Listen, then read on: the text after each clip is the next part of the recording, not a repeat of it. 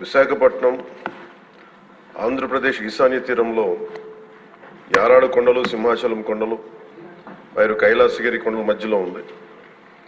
దాని స్థలాకృతి లక్షణం కారణంగా దీన్ని తరచుగా బౌల్ ఏరియా అని పిలుస్తారు. ఈ కొండల కారణంగా శీతాకాలంలో ఉష్ణోగ్రతలు తక్కువగా ఉండటం వల్ల పరిశ్రమల నుండి ఉత్పన్నమయ్యే వాయు కాలుష్య కారకాలు వాతావరణంలో వ్యాపించకుండా భూమి ఉపరితలం మీదనే ఉండిపోతున్నాయి.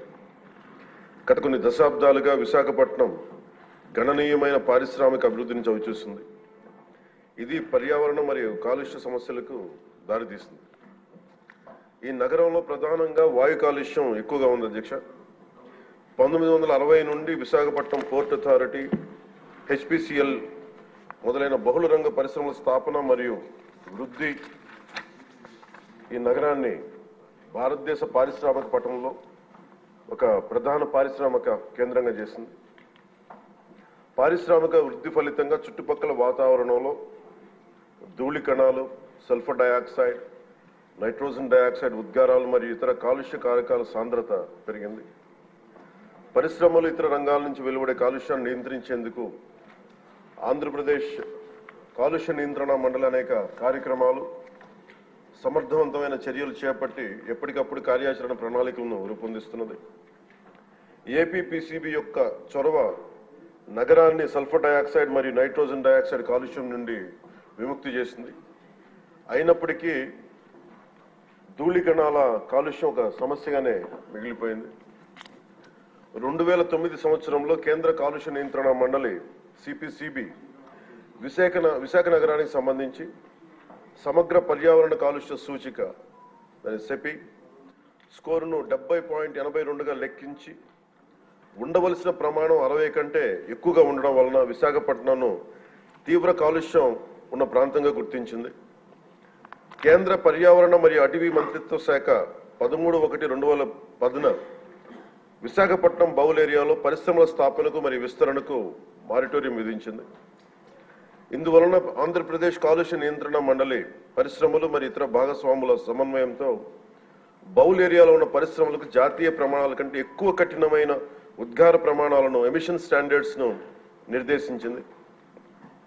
ఉదాహరణకు పార్టికులేట్ మ్యాటర్ PM10 యొక్క గాఢత అంటే మిల్లీగ్రామ్ పర్ మెట్రిక్ క్యూబ్ దాదాపు 50 మిల్లీగ్రామ్ పర్ మెట్రిక్ క్యూబ్గా, జాతీయ ప్రమాణం 150 మిల్లీగ్రామ్ పర్ మెట్రిక్ క్యూబ్ కంటే గాను SO2 లెవెల్ 5 mg, జాతీయ ప్రమాణం 25 mg కంటే నిర్దేశించడం అయింది. ఈ కఠినమైన నిబంధనల కారణంగా పరిశ్రమలు కాలుష్య నియంత్రణ వ్యవస్థను అప్గ్రేడ్ చేశాయి మరియు గ్రీన్ విశాఖ కార్యక్రమం కింద విస్తారమైన గ్రీన్ బెల్ట్ని అభివృద్ధి చేశాయి. ఈ చర్యల వలన సెపీ స్కోర్ 2013 నాటికి 70.82 నుండి 52.31కి తగ్గింది. 2013లో ministry of environment, forest and climate change comprehensive environment pollution index score నగరానికి సంబంధించి 60 కంటే తక్కువగా ఉండడం వలన పరిశ్రమల విస్తరణపై ఉన్న మారిటోరియంని ఎత్తివేసింది. కాలుష్యాన్ని నియంత్రించడంలో గణనీయమైన విజయం సాధించినప్పటికీ విశాఖపట్నంలో పరిశ్రమల విస్తరణ కార్యక్రమాల వలన మరియు సంబంధించిన ధూళితో కూడిన సరుకు రవాణా, కార్గో రవాణా మొదలైన తదనంతర కార్యకలాపాలు వాయు కాలుష్యం పెరగడానికి కారణమైనాయి. నగరంలో పార్టికులేట్ మ్యాటర్ అంటే ముఖ్యంగా కణ కాలుష్యం, దుమ్ము, ధూళి, మసి, పొగ ఈ లెవెల్స్ జాతీయ ప్రమాణాలు 60 మిల్లీగ్రాములు మించినందున వాయు నాణ్యత మెరుగుదల అవసరమని ఆంధ్రప్రదేశ్లోని మరో 12 నగరాలతో పాటు విశాఖపట్నంను నాన్ అటైన్మెంట్ సిటీలుగా CPCB గుర్తించింది.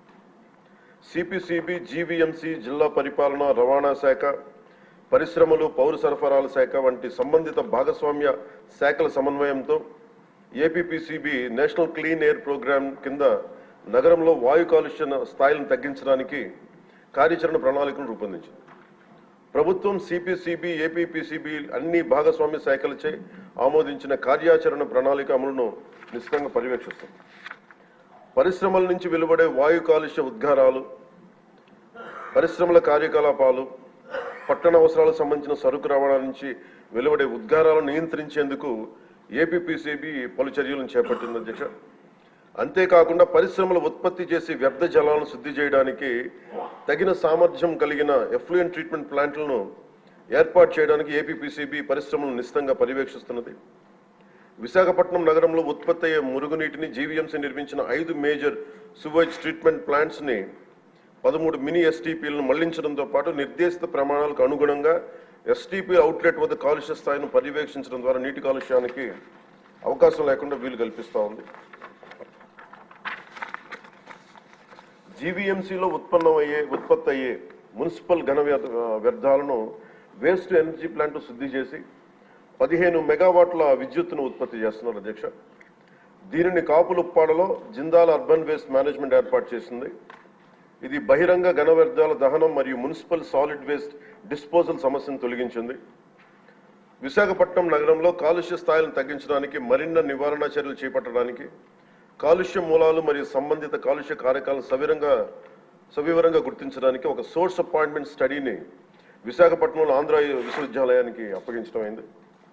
ఏపీపీసీబీ ఎప్పటికప్పుడు పరిశ్రమలను పర్యవేక్షిస్తూ వాయు కాలుష్య నియంత్రణ వ్యవస్థలను, వ్యర్థాలను శుద్ధి వ్యవస్థలను అప్గ్రేడ్ చేసి ఆపరేట్ చేయాలని ఎప్పటికప్పుడు ఆదేశాలను జారీ చేస్తుంది. Real time pollution monitoring systems ద్వారాను మరియు భౌతిక తనిఖీల ద్వారా పరిశ్రమలను ఏపీపీసీబీ పర్యవేక్షిస్తున్నది. ఈ చర్యల యొక్క వివరాలను అనుబంధంగా సభా సమక్షంలో ఉంచడమైంది. పరిశ్రమల పర్యావరణ ఆడిట్ వ్యవస్థను కూడా ప్రభుత్వం ఏర్పాటు చేయనుంది. పరిశ్రమల్లో పర్యావరణ ఆడిట్ నిర్వహించడానికి భారత ప్రభుత్వం పర్యావరణ మరియు అటవీ మంత్రిత్వ శాఖ 2024 జనవరి 29న ఒక ముసాయిదా నోటిఫికేషన్ జారీ చేసింది.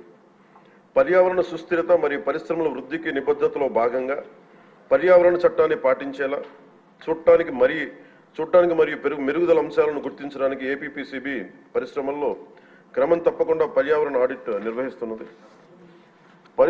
పరిశుభ్రమైన పర్యావరణ లక్ష్య సాధన కోసం ప్రజలతో సహా సంబంధిత భాగస్వాములందరినీ చైతన్యవంతం చేయడానికి ఆంధ్రప్రదేశ్ పొల్యూషన్ కంట్రోల్ బోర్డు మరియు ప్రభుత్వం చిత్తశుద్ధితో కృషి చేస్తున్నాయి.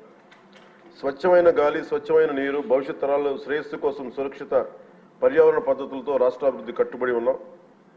ఈ సందర్భంలో ఈ American red Indian chief Seattle, స్థానిక అమెరికన్ చీఫ్ ఆఫ్ సుక్వామిష్ మరియు దువామిష్ ట్రైబ్స్ ఈ కింద విధంగా ఉదాహరించిన ఒక సందర్భంలో, the earth does not belong to man, man belongs to the earth.